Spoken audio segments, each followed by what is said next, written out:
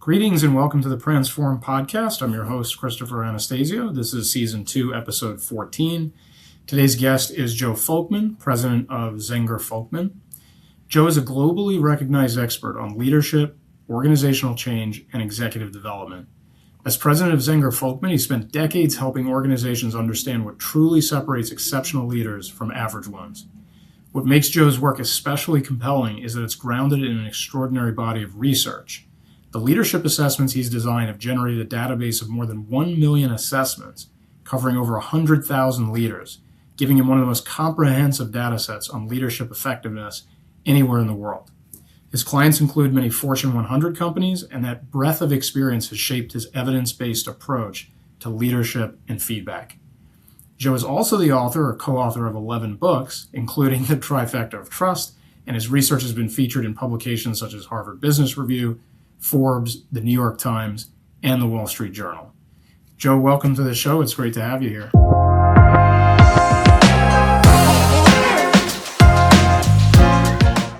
Thanks, Christopher. It's great to be here and excited to spend some time chatting with you. Absolutely. I got to say, Joe, when I see that you wrote 11 books, I feel like I need to, get moving a little bit, sort of up my game. Superbly impressive. I don't know that the world needed 11 books. Let's dive right in here. We're going to kind of jump into a kind of a big question, and then we'll work from there. So, Joe, everyone thinks they know what great leadership looks like, but after studying over 1 million leadership assessments, you actually have some data. And the question is, does the data confirm what we believe about leadership? Generally speaking, does it confirm it or does it contradict it? It's an interesting question.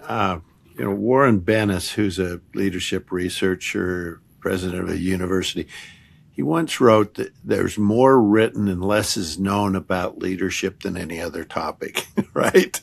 I believe that. So anybody can write a book about leadership. I mean, it's like, well, I was in this situation, I did this, right? And it's really a tale of what they did. I think that as we study it more, we do see the impact, and we see the impact it has on others. And the interesting thing is to use the measurement and then look at the impact. You really see that, and we know it, don't we? We know extraordinary leadership when we experience it. When a leader comes along and the organization is wandering, they're not really kind of making a difference. A new leader comes in, and all of a sudden you see a huge change. And you say, what did that? And it's that leader. They made the difference. Yeah, and I think, Joe, as we keep going through some of the questions I had planned for you, and I failed to say this right at the outset, but this is an exciting episode for myself personally and the podcast in general. We've never had a discussion like this before. We've never taken an angle like this on it before. So a lot of the stuff that we're going to go through today is really going to, I think, provide some illumination to our audience about this topic and kind of what goes behind it from a data perspective. So really excited about that. And I think I would kind of pivot to, what do you think the biggest misconception is about leadership? I mean, can you even narrow it down to one thing like that? I think the misconception is that most people believe that leadership is about being in charge. When I remember when my kids were young, and they would say, why should I do this, Dad? And I said, because I'm the boss. Right. And they go, who said you could be the boss? And it's interesting because a lot of people think leadership is about authority.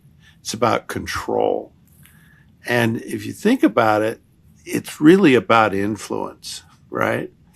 It's about the person that can really get people together and bring people together and unity and the organization move forward. And that's influence. It's not control. And, so that's an interesting thing that, you think about, is it influence or control? I think it's influence. Yeah. Is there anything, after all the decades of research that you've put in, is there anything about leadership that was, let's say, once accepted, once believed as, let's say, dogma, and it turned out to be wrong? It was kind of proven out over time in the data that it was not actually the case. Well, for me, I started off doing these leadership assessments, and anytime you talk about an assessment, you think about, well, there's a score, and it's there's a right and wrong, and so I would assess leaders. I'd go back to them and show them how they were doing, and I'd say, figure out what's wrong with you. Figure out why you're messing up. You're stinking the place up, and I really believe that this assessment, the best thing we could do with it is to point out for people what they weren't very good at, right? So it was a focus on their weakness. And I did that for 20 years. And after 20 years, my partner, Jack Zenger, and we did some research where we looked at the best leaders, and we said, what's the difference between great leaders and just average leaders? And what we found was really great leaders did a few things well. And the surprising thing was that we'd measure people on competencies, and we'd say, well, did they do all 19 of the competencies you measure well? No. If they just did one well, if they were really good at one thing, they would move from a person with no strengths was at the 34th percentile. A person with one profound strength moved to the 64th percentile, almost doubling their overall perceived effectiveness. And, if you were really good at three, you ended up being at the 80th percentile, top 20% of leaders. So that was this huge shift we made in terms of saying, okay, it's not about, kind of weaknesses. This is about strengths. Now we have a kind of a caveat here to say, about 20% of leaders have what we call as a fatal flaw. They really do stink at something. And in that case, we'd say, okay, you need to fix this fatal flaw if you have one. But other than that, we'd say focus on building strengths. And that's the thing I've learned about leadership, that if you can be really good at a few skills, it really makes a difference. So, Joe, let me seize on something you said there when you talked about the fatal flaws. Was there like a cluster of fatal flaws? Like you kind of noticed there was a typical one or typical ones that sort of showed up a lot? Or it could be anything. It could just be so wide-ranging you can't even really categorize it that way. Yeah, it's kind of true that if you think about any leadership characteristic, if you do it terribly, it's gonna be a fatal flaw. Yeah. But we wrote this Harvard Business School article about the 10 most common fatal flaws. And, it's interesting because as you think about some of them, it's dishonesty, right? Saying you do something. But, not taking initiative, not, keeping people focused on the end goal or the strategy. But here's one you'll probably recognize: saying one thing and doing another. Yep. That dishonesty, that's a killer. Yep. So let's think of it this way, Joe. If leadership was a stock, is there a trait that's currently overvalued? If I had to put it in those terms, that people are thinking like, if you have this, you've got it, but in actuality, that doesn't quite translate when the rubber meets the road. The one that's surprising, and this is really surprising to most people, the one that's overvalued is drive for results, right?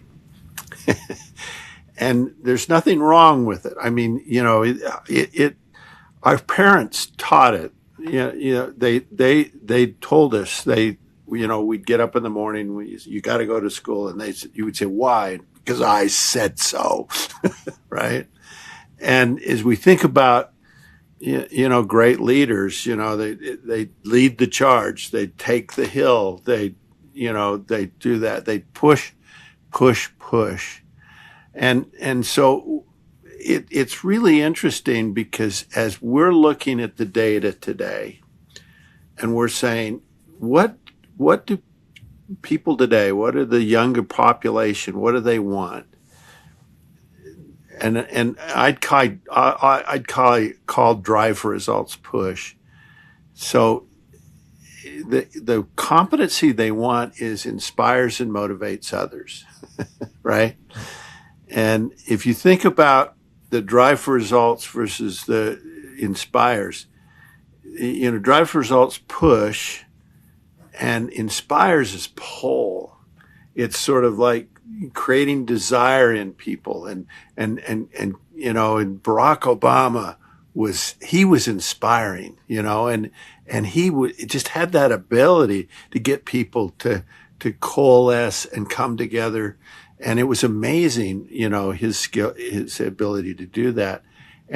But if we look at what leaders want today, the number, we ask people which competency, we measure 19 competencies, which competency is most important for a leader to do well, to be successful. The number one highest rated competency that they say is most important is inspires and motivates others, right? Wow.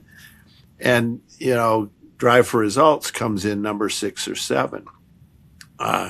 So that ability to pull, and today you just see the need for this everywhere. That, if you say you do it because you have to, or do it because you want to, I mean, our population today, we need more inspiration and less pushing. As a father of a 6-year-old son, some of what you're saying also has some direct practical applicability to my life. So I really appreciate that too. Doesn't it? It's like, you do it because I said so versus how do I get you to want to do it? Yeah. I probably use those words verbatim on several occasions, and I'm not going to anyway, I promise not. Joe, let's back up for a second into more the process behind this and what you sort of do for a living here. A lot of people would probably just reflexively think of leadership as a subjective trait. So they might then ask, how do you measure it? How are you finding a way to quantify this aspect, this attribute? Well, if you break it down to behaviors and these little nuggets, these little behaviors, and as people perform a specific behavior, and if you say to people, did you like that? Or did you hate it? And what makes it measurable is we took a long time and we went through 2,000 different behaviors. And what we were looking for was, we took the best leaders and the worst leaders, and then we looked for those things that were most noticeable. That, when you did this, people noticed. And when you didn't do it, they also noticed. So what we did is we found these noticeable behaviors. And if you look at those noticeable behaviors, everybody can identify them, because when you talk about them, they go, wow, okay, I really saw that. And they did it well, or they did it poorly. So you break it down to those behaviors. We group a bunch of those behaviors together and call it a competency. And a competency might be honesty and integrity, or it might be drive for results, or it might be inspires and motivates others, or it's communication, or it's solving problems, or technical expertise. So we have 19 of these competencies and 60 of these behaviors in our standard assessment. And, if you take data from across the world, what you find is they're pretty common. That it's not so different in China than it is in the U.S. than it is in the European continent. That these behaviors are noticeable and they make a difference, and we can measure it, and that's how we measure it, and so we can tell the good ones from the bad ones and identify them. So, Joe, if we're talking about like leadership assessments, I presume these are things that are being sort of distributed to employees of, so this is the leader, and then they have these people underneath them, and these people are sort of filling these things out. Or how does the leadership assessment actually work? What does it actually reveal through the process? I mean, you may have touched on some of this, but I want people to sort of understand what that process kind of looks like there. Well, what it really comes down to is we have a survey with 60 items in it, and we ask people to rate their manager or their peer, or as their manager, rate their direct reports. So typically, and people say, so let me understand this well. You're having the subordinates rate the manager, right? And when I first described this, when I was a young graduate student, and I'd go around and I said, well, we got a new process. It's having people rate their boss. And they'd go, what? Isn't it the boss? That's opposite. And I said, well, it's actually pretty helpful. So what we found early on is guess what? It had to be anonymous. Yeah. I mean, you couldn't show the boss who rated them this, or so it's anonymous for every rater except the manager. We find that the man, usually people only have one manager, and so you kind of know who said that is if it's the manager. But other than that, the feedback is anonymous, and you make sure that it's protected, that you won't. In fact, what we require is that they have at least 3 people give them, are in there, so you can't tell. And so it's anonymous feedback, and it's, and again, we have these predictive items, so people really connect to the items. And the other thing that we have is this scale that says, is this an outstanding strength, the strength? Are they competent? Needs some improvement, or needs a whole lot of improvement? And that scale really helps us to measure in a way that really gives people really good feedback. Now, if we can collect that data over thousands and thousands of people, we can actually then predict how you are based on a population of thousands of leaders and give you a percentile ranking on that gives a pretty precise way to tell who's a great leader and who's not. Interesting. Was there anything, as you go through this process, you collect this data, you see these assessments, anything that ever really surprised you? I mean, maybe you kind of touched on this before. We talked about the drive for results and that sort of thing, but anything else kind of jump out like, oh, I didn't expect to see that show up like that in the data? There's it's surprising how one of the things we found is you'd think that people are pretty good judges of whether they're a good leader or a bad leader, right? So this little test that we did is we'd have you predict how, so we actually have people fill this out on themselves, right? So they do it on themselves. And then you have any other rater, manager, peer, direct report, or other. So, and then you figure, well, what's accurate? Well, it's what everybody else thinks, right, is probably the most accurate score, because the self-score might be a little bit self-serving, or you may be the hardest judge, so you don't know. But so if you try to say, okay, who's the best predictor of their strengths and weaknesses, we found that the person themselves is actually the worst. Okay. Interesting. I mean, they're only half as accurate as any other rater, Wow. and we're all messed up, because we don't see how we, the result of what we do. I might say to myself, boy, I'm really knocking a home run on this, but I don't know. Yeah. But other people can really see it clearly. We're built wrong.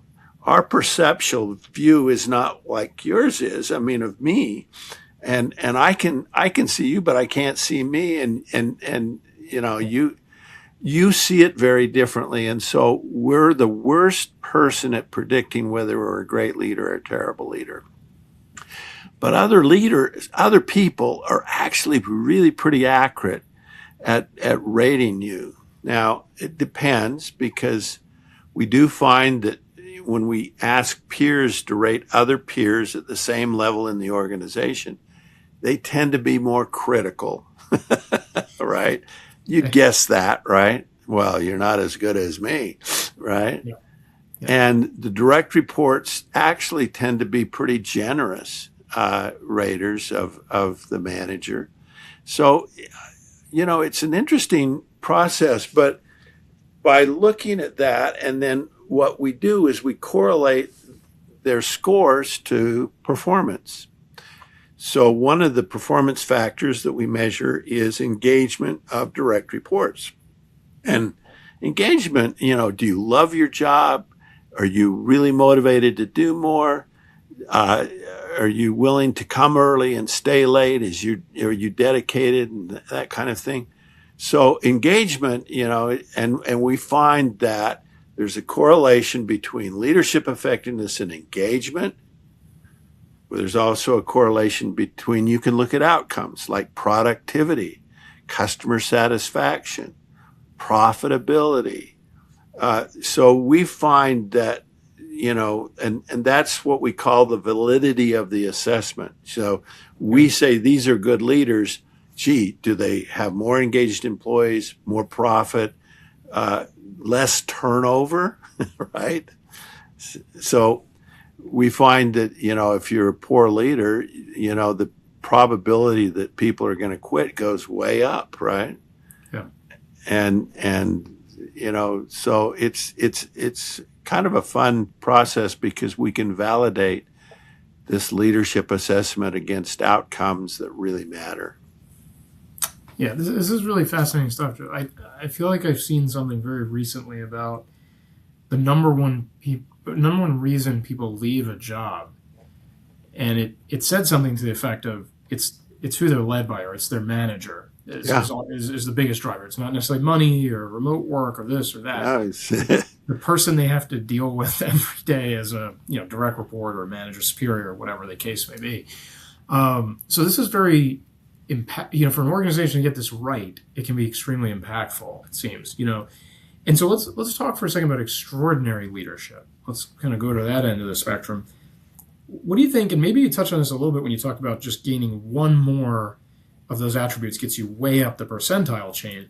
But what do you think separates like a top 10%? I'm talking, so if somebody's, I guess 90th percentile or 10 percentile, however you look at that. How do you separate somebody like that from just a competent leader? Is there somewhere it kind of breaks off and goes into a whole new level, or can you even distinguish that at that stage? Well, what's fascinating is we have these 19 competencies, right? So they're like drive for results, inspires, honesty and integrity, communicates powerfully. Okay, so there's 19 of them. So, as you think about that and you say, well, how many of those, would you have to be really good at to be at the 90th percentile, the top 10% of leaders, And you think, okay, there's 19 competencies. I'd say, at least half of them, 9, 10. Turns out, if you're really good, and if you have a profound strength, that's what we'd call something at the 90th percentile. At 5, just 5, you are an extraordinary leader, and so, and three, you're at the 80th percentile, just really good at three. And you go, can you be really good at three things? So people think about, how do I become an extraordinary leader? And you say, well, you need to be perfect. And well, actually, no. And guess what? You can pick any three, right? Yep.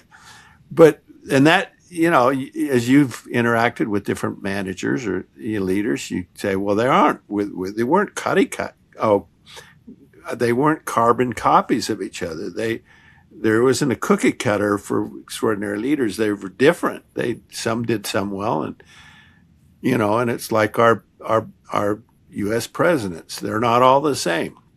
They're different, and they have different strengths and weaknesses.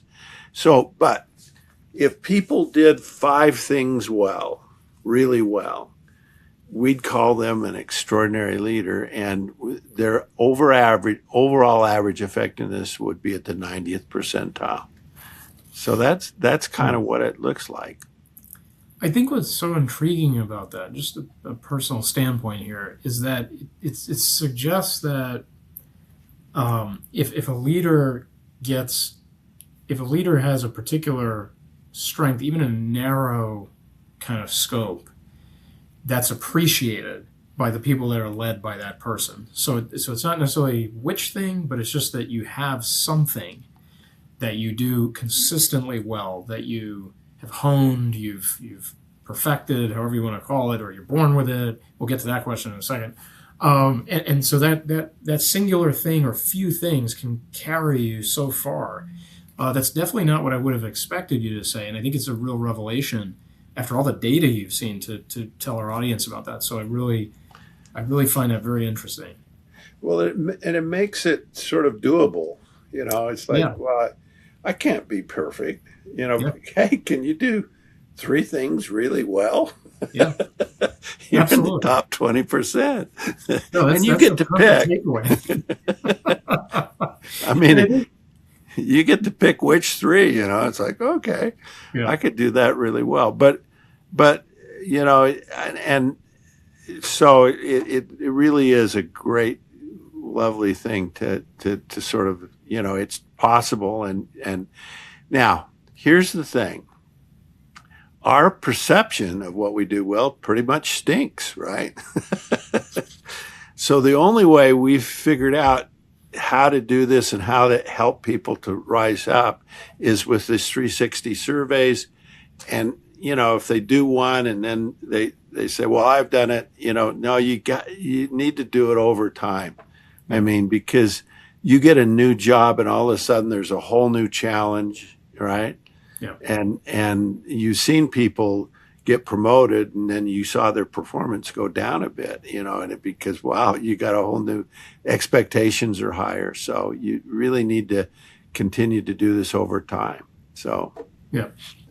And actually, something I almost segued into a moment ago, if we kind of think of it like nature versus nurture, would you say that extraordinary leaders are born or they can be developed over time? Let's say with this recurrent feedback that you kind of alluded to, with the continuing assessment. Yeah, there are some characteristics. When I was doing some work at Yale, Peter Salivoy was the president there, and he really created this topic of something called emotional intelligence. Right? It's a cool thing, but emotional intelligence is something some people do it really well. They kind of are more caring and concerned, and they show that. And having emotional intelligence really helps you to be a better leader, right? And that seems to be something that really seems to be kind of a genetic thing that people they have it early on. And now, can you develop it later on? Absolutely. And not everybody has it. And so, you can think about leaders who are great leaders, but they didn't have any emotional intelligence, and so that doesn't always go along with it. But one of the things that we've found is that, by assessing yourself and getting feedback, really any of these skills you can really learn and you can become better at it. We learn kind of how to help people to get better at it, because like this skill, this competency, inspiring and motivating others. If you said, well, I want to be more inspiring. And if you say, okay, create a plan for becoming more inspiring, it's like, what do you do? Yeah. And so what we did is we looked at people that were inspiring, and then we looked for little behaviors that helped them. Okay. And so one of the little behaviors that helped them, and this shouldn't surprise you, is communicating powerfully, right? Because you think about Barack Obama, he did that very well. Steve Jobs also did it very well, right? He really was a great communicator. He'd have those meetings and people would just follow themselves to be in the meeting. And so, it's hard to say, okay, I'll just be more inspiring. But if you know that inspiring leaders also communicate powerfully, I'm going to work on that. And well, another one is strategic perspective, helping people know where we're going and what's the goal. And that helps you to be more inspiring. So,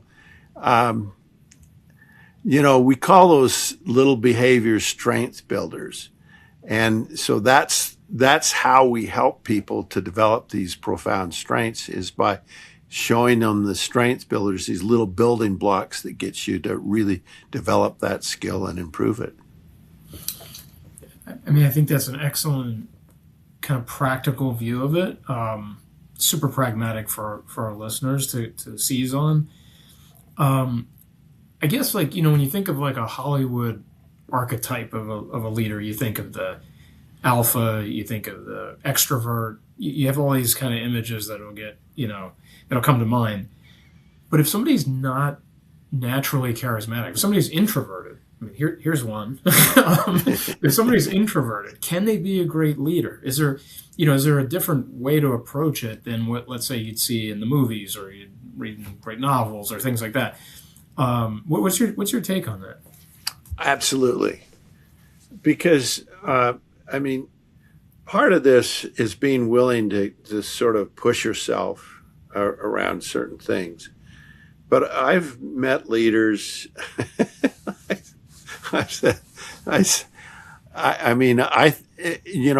My own personal impression, I'd kind of go, I don't know, but then I'd see their feedback, and they were these people that were, kind of introverted or severely introverted, but they were honest as the day is long. They cared about people. They took initiative. They always, if they said they were going to do something, they'd always deliver on their commitment. Okay, there's all these other characteristics. And as you think about introverts, I have known that I loved. The introversion didn't bother me, or you didn't really care about it, because these are some of the best friends I have, most honorable people that I know. I mean, all those other traits. But, again, you don't need to be perfect to be an extraordinary leader. It's like 3 things. You get to pick them. So, Christopher, you get to pick the 3, right? And you're really good at having great conversations and pulling information out of people, a pleasant voice, all these other things. So, there's a great way to be kind of a great leader. Yeah, I think that this might end up being our number 1 clip from the from the episode, Joe. The 3 things, I think, definitely something somebody can kind of rally around and think about when they want to improve in this area. And I think, you may have already triangulated this a little bit so far, but would you say that for somebody to become a great leader and improve their leadership, that it's more about, let's say, strengthening the things they're good at, maybe even adding one or two of those things, like you were saying a moment ago, or is it about eliminating or reducing, let's say, bad behavior? I mean, if they're two sides of the same coin, Right. like you kind of mentioned earlier, maybe it's kind of equal. But how do you see it versus like build strength or eliminate weakness, putting it in that frame? Well, what we've tried to do is we defined a profound strength as a competency at the 90th percentile. So they're really the top 10%. Well, on the other end, what are somebody's in the bottom 10%? We call that a fatal flaw. It's this thing that they're stinking the place up. They are so bad, right? And so now we find that in our database about 20%, and this is interesting when you think about, well, is it 50-50? No, it's not 50-50. 20% of people have something we call a fatal flaw. They have something they're so bad at, it's killing them. And so we, again, what we help them do is to say, look, this is, and people hate the language. They hate the fact we call it fatal flaw. And they say, why is it fatal? Well, it's going to kill their career, right? That's what it's going to kill. This gets in their way. They're dragging around this ball and chain, right? And what's fascinating about it is people are actually, once you help people communicate this, listen, this is killing you. Stop it. And they can do it. They can usually stop it and they can get rid of it. And now that doesn't make them better. What makes them better is then they build a strength. But, if you think about what's memorable or what people think about you, that fatal flaw, if you have one of those, they'll never see the strengths. And if people can get rid of it, all of a sudden some other things just pop up. And you say, oh, yeah, they're really good at this. Interesting. So, obviously going through one of these assessments requires the leader to ingest feedback. Right. Why do you think so many leaders, I mean, maybe just people in general, don't do so well with feedback, even if it's anonymized? You may even have a situation where somebody like hears something really bad about themselves and they're like, I want to find out who said that about me. There's almost a drive to like reveal it. They do. What's your take on that? How when you have to deliver the bad news to somebody? I think every one of us has a story about feedback that just we got. I think about when I was in high school and I went to my coach and I said, I think I'd be playing more. They gave me, and it's just like, there's this interesting thing called an amygdala hijack, right?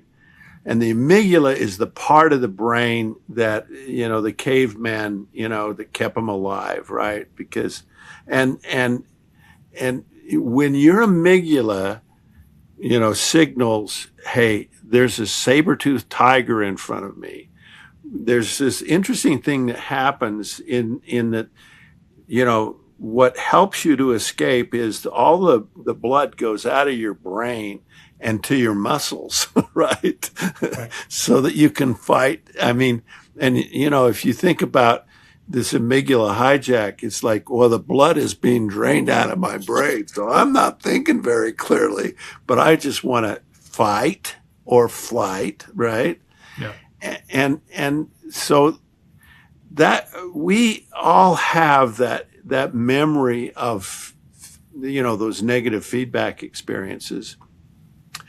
And for a lot of us, we fight to get over it. And so what's nice about this 360 is because people fill out a survey and we show you kind of norms and percentages and blah, blah, blah, it makes it more analytical and less in your face, right? Although there are written comments in it that can kind of creep up on you a little bit.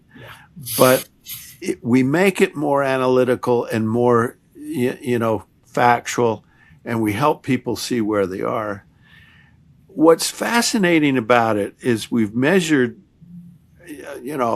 this whole issue of feedback. And I remember when my son-in-law got his master's degree, and he said, "Do you have some advice for me?" And I said, "Yeah, I do." And he said, "What's your advice?" I said, "Keep asking for feedback." Because when I look at one behavior that has this profound effect, it's going around and asking people, how could I do my job better? What could I do to be a better leader? And if you look at the people that do that, their effectiveness continues to go up throughout their career. And some people say, well, asking for feedback would make you look weak, like you don't know the answer. And actually, when anybody has ever asked me for feedback, I never thought, "You weakling." Yeah, I would agree with you there. That probably wouldn't be the first thing that came to mind. I'd say, "You courageous person. My gosh, that is amazing that you would say," you'd humble yourself and say, "Gee, how could I do my job better?" And it's just this wonderful habit. And we, so one of the questions in our 360 is, the extent to which people ask for feedback. And what we find is that the people that ask are better leaders and they improve. And so this is a great habit. And who doesn't need some feedback? So yeah, Christopher, how's the interview going so far? Is it okay? Oh, it's going great. Thanks for Let me Thanks tell for you that. something about this interview. So Joe, actually, I don't know if you could have given me a better segue than that for this next question I wanted to ask you, because, it's interesting. Like, I was going to ask you, do you find that, let's say, some of the more intelligent people that you deal with have more trouble taking, feedback or doing something because of these assessments that are being done to them? And it seems like, correct me where I go wrong, that maybe it has something to do with what you just said. They're so smart, they think there's no answer that could be given to them to make them any better. They've already got it figured out. They already know what the answer is. There's no feedback that's going to be of any benefit to them. Do you find that's a trap that intelligent people in the workplace often fall into? Is there really any pattern there? Or? There is a pattern, and we can go to these technical organizations where there's a lot of engineers, and you can guess what happens. The data is not as positive in general. But what's fascinating about it is that these are smart people, so they didn't fall off a log. They understand data, and if you can show them the data and say, "Hey, look, there's another way," and all this mushy stuff, this stuff about trust and interpersonal skills and how do you feel when you trust somebody, it really works. And again, these are people that really pull vault ahead, because they see the data and they recognize their own behavior and they go, "Okay, I'm not that stupid. I can do this." It's not hard. And so, we think that this is great. But yeah, some people. Now, one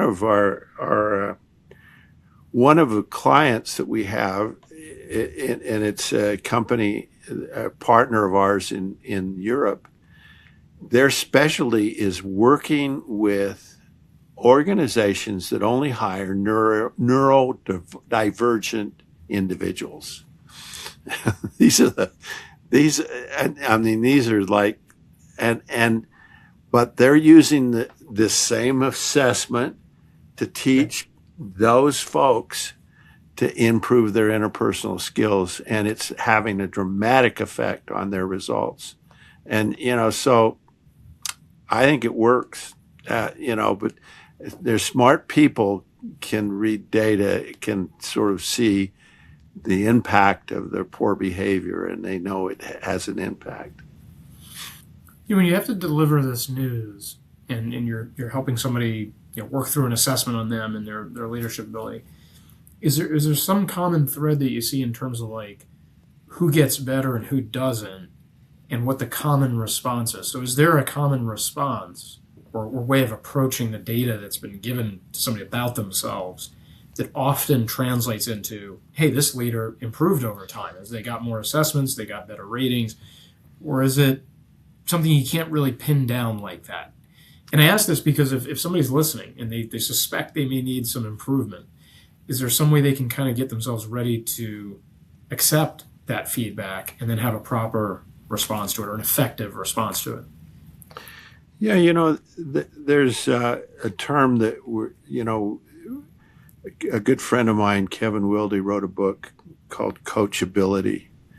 And if you think about arrogance, right? And a lot of business situations will picture these arrogant jerks that walk in the room and they're the smartest person in the room, and their whole mission is to put others down and humiliate others, versus this humble individual. And boy, the data is just so striking between the arrogant and the humble, and this ability to sort of say, I could do better, and the arrogance which says I'm God's gift to the world and people just love me. They don't. And so really, if you think about those two traits, this humility just gets you so much more in life and in success. Arrogance, there are a lot of arrogant people that are walking around and they're still a vision of success, but their life is crap because people do not like them and people don't respect them, and others would like to see them fail. And when you're in that situation, that's a bad place to be.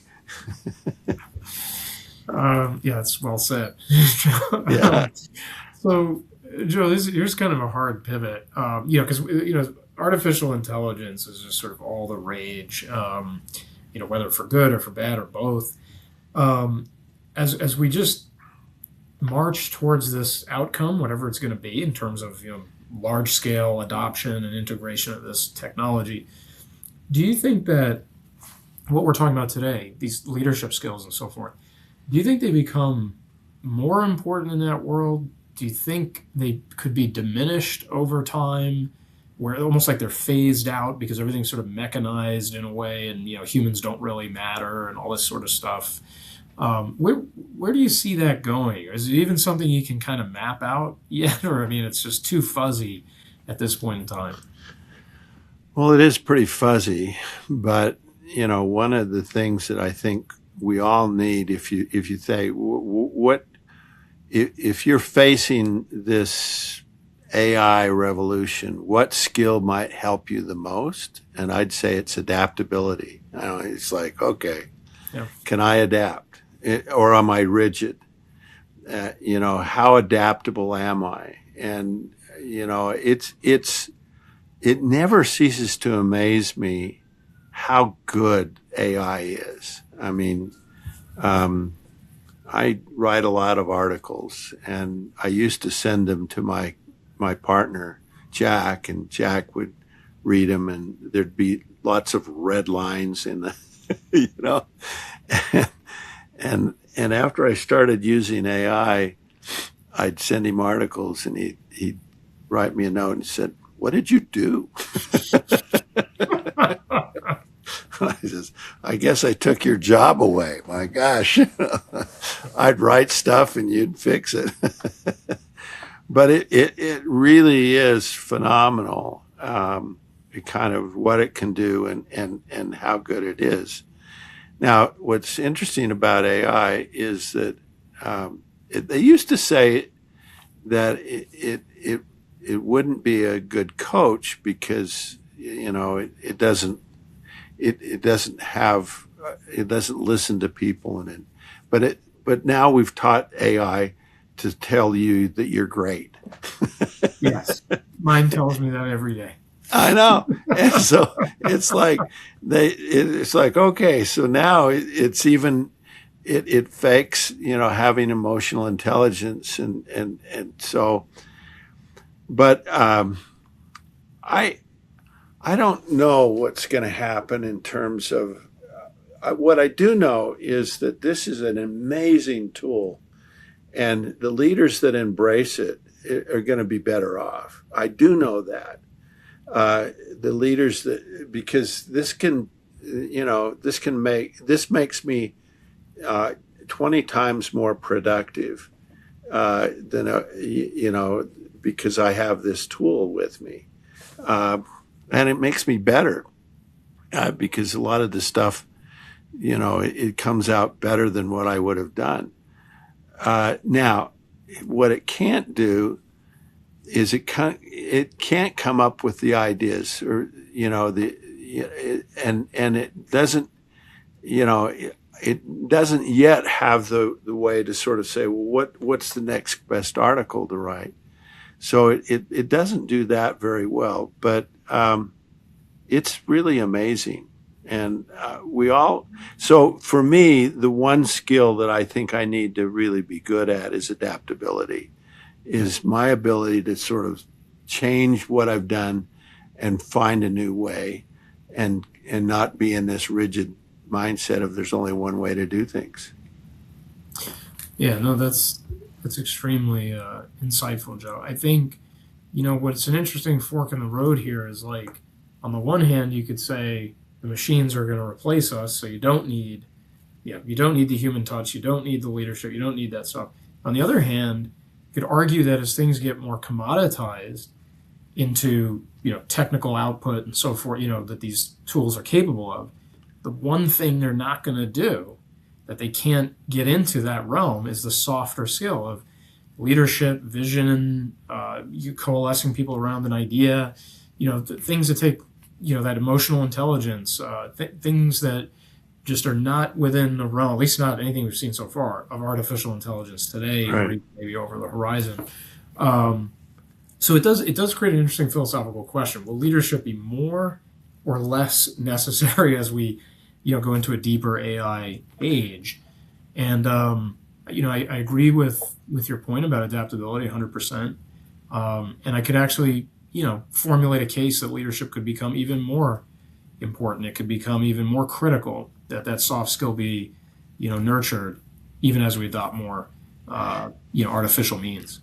Yeah, these fascinating skills, two that I find really interesting. One is listening.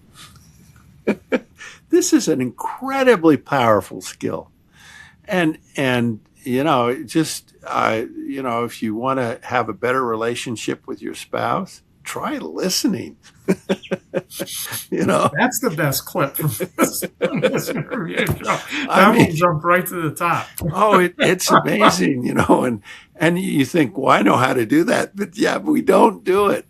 But the other thing, that's fascinating about it is recognizing others. If you think about a skill that really can boost the perception others have about you, recognize them.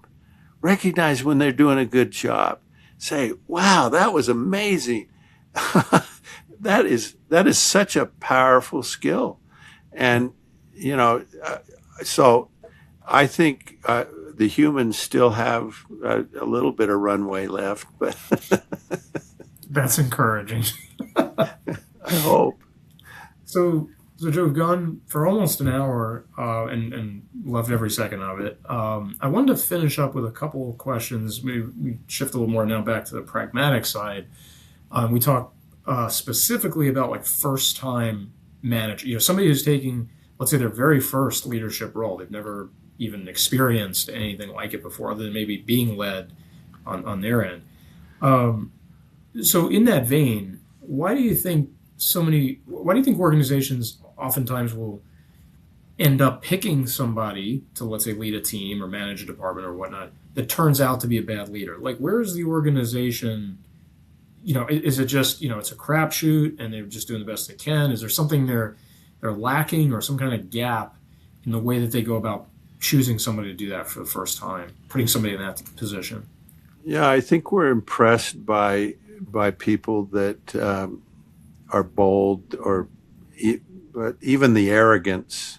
Sometimes we're impressed by that, and those end up not being very good leaders. I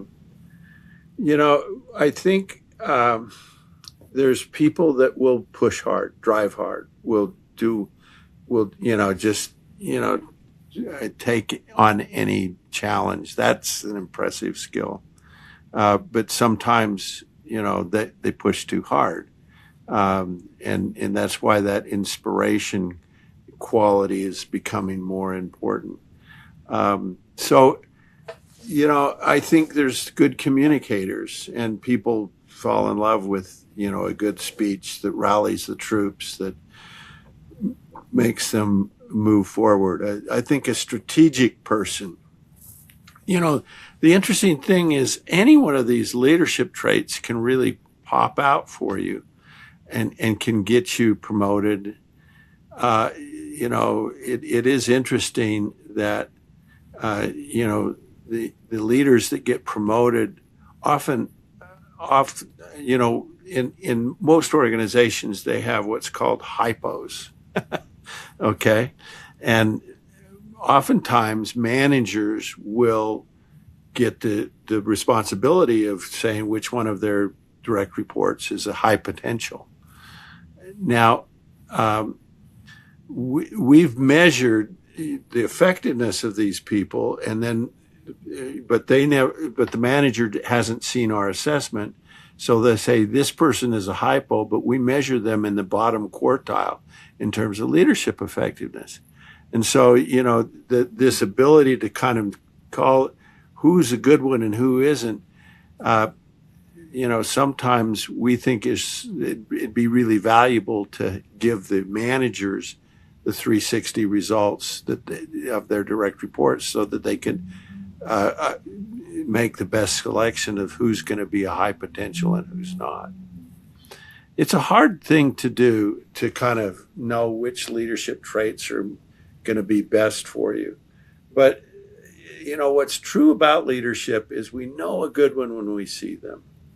I used to work with this fellow, and, he was such a kind individual. And I'd go in to report to him once a month, and he'd start this conversation by saying, "How are you? How's the family? Are you doing okay?" And he didn't do it because he had some kind of sheet and say, "Ask these 4 questions," but he really cared about me. Yeah. And, I was in there, and I'd want to tell him, "Okay, here's what you need to do for me." But I would never get around to those questions because he kind of, he was so concerned about me and what I was doing. And at the end of the conversation, he'd say, "Gosh, if it's okay, there's a couple of things I need from you." And I'd go, "What is it? I'll do anything." Because he's cared so much about me. Yeah. I remember working for Junior Nyman when I was working on this farm, the experimental farm, the university experimental farm, and we'd be hauling hay, and Junior, he's no genius, right? But we'd be hauling the hay, and we'd work hard all day, and then it's 5:00, and there's still hay in the field, and Junior would say, "You know what, guys? It's 5:00. You really can go home now. But you see those clouds? Those are rain clouds. And if they come and it rains on this hay, it'll ruin the hay. But if we can go home. What do you guys want to do?" And we'd go, "Let's get the hay in, Junior." But I mean, he'd do that, and it wasn't manipulation. He was Yeah. just saying, I'd hate to ruin this beautiful hay. It was wonderful hay, Yeah. and but here's this guy. I mean, he's just a cowboy, he's a farmer, and but he knows how to motivate the troops by saying, it's going to ruin the hay, guys. Yeah. you It's you can very go home if you psychological. want to. So That's Joe, let's, leadership, and that's we've seen it. We've seen yeah. great leaders do it. That it's really amazing when people do it well. Yeah. Yeah. So Joe, I think a good finishing spot for us would be, let's say we do have a first time manager leader, they've just started or they're about to start who's listening to this. And so they don't have, excuse me, they don't have the benefit of any feedback yet. There's no assessments on them. They've never done it before. Nobody's given them any direct, response on how well they do it. What could they do in that situation as they approach that job or that position without the benefit of feedback and without the benefit of knowing how well they can operate in that space? And is it kind of like riding a bike? Like you're just going to fall off sometimes at the beginning and scrape the knees. How should they look at that? How should they kind of enter into a situation like that? There's a lot of that for most of us, but I always, when we had, when we fed our kids dinner, and we got done, and there's dirty dishes all over the place, and would the kids say, "Can I help with do the dishes?" I if you think about a really an amazing skill that always pays off, it's taking initiative. It's when you see something broken, you fix it, and versus you walk by it, Yeah. every day. And this isn't that a wonderful skill? When you see dirty dishes, you pick them up and you put them in the washing. And I mean, it's not somebody else's job. And and in the Boy Scouts, you're supposed to help the old lady across the road. I mean, but that's taking initiative Yeah. when you see that problem. And as I think a new supervisor, approaches issues, it's like, okay, so what needs to be done around here? And I can clean up this mess, and I can do these things. So it's such a wonderful skill, and when our kid when we see our kids do it, you just go, oh my gosh, who was your parents? Yeah. That is a great finishing touch on that point, Joe. Well, Joe, I can't thank you enough for the time you spent with us today. If somebody wants to get in touch with the work you do, see more of what you guys have going on, where can they find you? Where should they go check you out?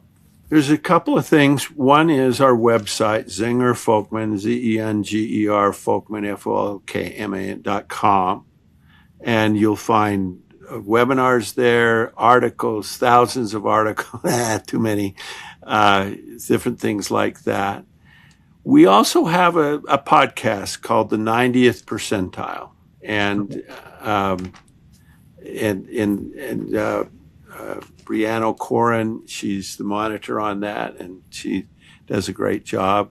But we've made it 15 minutes because that's our. We try to make it really quick and efficient for you.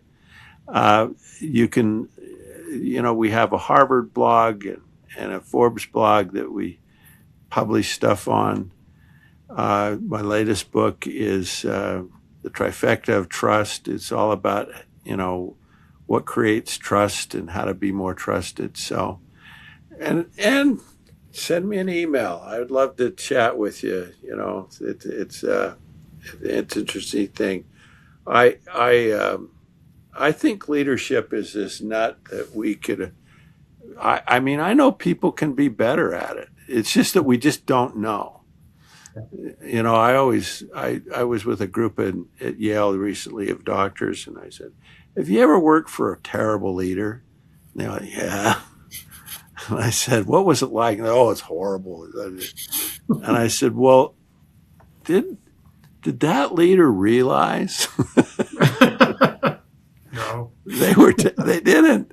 Yeah. They're the last to know. And so don't be the last to know. If you want to know how effective you are as a leader, you need some help. And that's where these kind of assessments can help us. And, you know, it's a great skill to learn. Perfect. Well, thanks again, Joe. We'd love to have you back sometime. Thank you again for Christopher, your time. it's been a delight for me. You're great. You do a wonderful job. There's my feedback. Send me the assessment. You're amazing. Awesome. Now go tell your wife she's Right after this. Go listen to your wife. Thank you so much, Joe. Really appreciate it. All right. Have a good day. You too. Bye.